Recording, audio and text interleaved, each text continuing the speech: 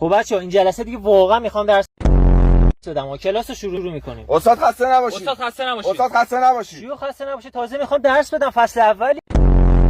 استاد کلاس گروه داره؟ سال تموم شد تو هنوز تو گروه عضو نشدی؟ نماینده لینک گروه تو چت بذار. استاد لینک خرابه. استاد لینک خرابه. استاد لینک خرابه. باشه نماینده یه بار دیگه بفرست. مرسی استاد. مرسی استاد. مرسی استاد. خیلی خوب. نماینده مثل اینکه میگه امروز 2 نفر ارائه داشتن. آقا یلامه دسترسی دادم، ارائه بده. آقا یلامه صداتو نداره، میکروفونتو باز کن. بابا 100 دفعه گفتم قبل کلاس میکروفوناتون رو چک کنید. آقای پیرادی شما ارائه بده. چشم استاد. چی شد؟ استاد سایت منو میندازه بیرون.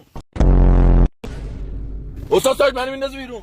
ارائه باشه واسه جلسه بعدی، درسمو میدم، ولش کنید.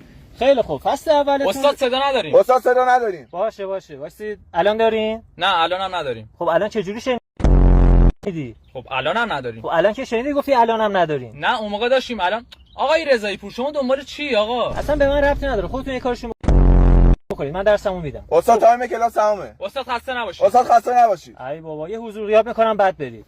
خب آقای چقدر یهو زیاد شدین. استاد کلاس گروه هم داره؟